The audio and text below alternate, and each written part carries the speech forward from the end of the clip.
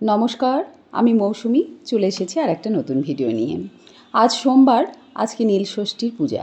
আমি নীলষষ্ঠীর পূজা করি, তাই সকাল সকাল মোটামুটি কাজ ছেড়ে নিয়ে আমি স্নান করে ঠাকুর ঘরে চলে এসেছি। আমি এখন মহাদেবকে পঞ্চামৃত দিয়ে স্নানাভিষেক করাচ্ছি। পঞ্চামৃতর পর আমি গঙ্গা জল দিয়ে মহাদেবের স্নানাভিষেক করিয়ে নেব। তারপর আমি নীলষষ্ঠীর পুজো করে নেব।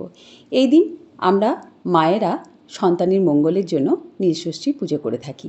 নীলকণ্ঠ মহাদেব মা ষষ্ঠী যেন সব সময় আমাদের সন্তানদের রক্ষা করেন, আমাদের সংসারের মঙ্গল করেন, এই কামনা করেই আমরা নীলষষ্ঠীর ব্রত উপবাস করে থাকি। তো আমার ঘরে যে মহাদেব আছে, আমি সেই মহাদেবের পুজো করে নিলাম।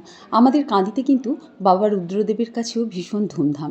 সবাই বাবা রুদ্রদেবের মাথায় জল ঢালেন, তারপরে উপবাস ভঙ্গ করেন।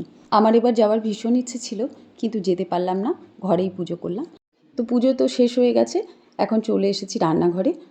ওরা বাবাতে আর ছেলেতে তো ভাত খাবে, ওদের ভাত রেডি করে তারপর গ্যাস ট্যাস মুছে এখন আমাদের রান্নাটা করছি, আমার আর নিরূপাকে এখানেই খেতে বলেছি। ও জল ঢালতে যাবে, মহাদেবের মাথায় জল ঢালবে, রুদ্রদেবের মাথায়। তো এসে তো রান্না করা সম্ভব নয়, তাই আমি বলেছি আমি রান্না করে নেব, তুমি আমার কাছ থেকে নিয়ে যাবে। তো আজকে আমি ডালিয়ার খিচুড়ি করছি, তার সঙ্গে হচ্ছে পটল ভাজা, ঢ্যাঁড়স ভাজা, আর নিরামিষ করে আলু পোস্ত করেছি, সেটাও আমাদের খাওয়া যাবে। এখন আমি খিচুড়িটা করে নেব, ডালিয়ার খিচুড়ি। তো একটা বাটিতে ডালিয়া নিলাম আর একটা বাটিতে নিলাম মুগ ডাল। এগুলো ভালো করে ধুয়ে নেব, তারপর আমি একবারে কুকারেই এটা বানিয়ে নেব। নিরূপা যখন সকালে এসেছিল কাজ করতে, তখনই বলেছিলাম যে কি খাবে বলো, পরোটা না খিচুড়ি করব ডালিয়ার। তো বললো মামিমা ডালিয়ার খিচুড়িটাই দেবেন, পরোটা আর খাবো না।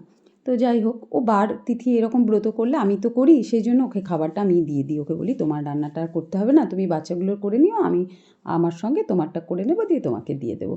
তো আমি খিচুড়িটা বানানোর জন্য সাদা তেল দিলাম, তারপরে একটু 1 চামচ মতো ঘি দিয়েছি, তার ওপর দিয়েছি গোটা জিরে আর আদা দিয়েছি, টমেটো দিয়েছি, লবণ দিয়েছি পরিমাণ মতো। সব কিছু ভালো করে নেড়েচেড়ে ওর মধ্যে মশলা হিসাবে দিলাম জিরে গুঁড়ো, ধনে গুঁড়ো, লাল লঙ্কা গুঁড়ো, হলুদ। এবার আমি ডালিয়াটা আর যে ডালটা ভিজিয়ে রেখেছিলাম সেটাও দিয়ে দিলাম। ভালো করে নেড়ে নিতে হবে মশলার সঙ্গে এগুলো। ডালিয়ার খিচুড়ি রান্না করাটা কিন্তু ভীষণ সোজা, খুব তাড়াতাড়ি হয়ে যায়। এটা কড়াইয়ে করলেও তাড়াতাড়ি হয়, তবে আমি কুকারেই করে নিলাম। 2টো সিটি দিলেই কিন্তু এটা সিদ্ধ হয়ে যাবে, খিচুড়িও রেডি হয়ে যাবে। তো পরিমাণ মতো জল দিয়ে এখন কুকারটা সিটি দেওয়ার জন্য রেখে দিলাম। তো এই যে খিচুড়ি রেডি হয়ে গেছে, 2টো সিটি দিয়েছি, হয়ে গেছে সব কিছু। এবার একটু টেস্ট করে দেখলাম, একটু লবণ লাগলো, আর দিলাম আবার একটু ঘি, যেটা সেন্টটা ভীষণ ভালো লাগবে, তার সঙ্গে টেস্টটাও। চলুন, অনেক বেলা হয়ে গেছে, আর বসে থাকলে হবে না, খিদেও পেয়েছে খুব জোর। তো আমি আমার খাবারটা নিয়ে নিলাম আর নিরূপারটা রেখে দিলাম।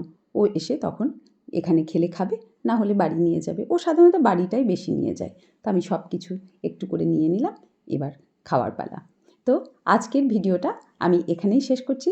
কেমন লাগলো ভিডিওটা অবশ্যই আমাকে কমেন্ট করে জানাবেন। যারা ইউটিউবে ভিডিওটি দেখবেন তারা অবশ্যই চ্যানেলটি সাবস্ক্রাইব করবেন, আর যারা ফেসবুকে ভিডিওটি দেখবেন তারা অবশ্যই আমার পেজটি ফলো করে দেবেন। ভালো থাকবেন আপনারা।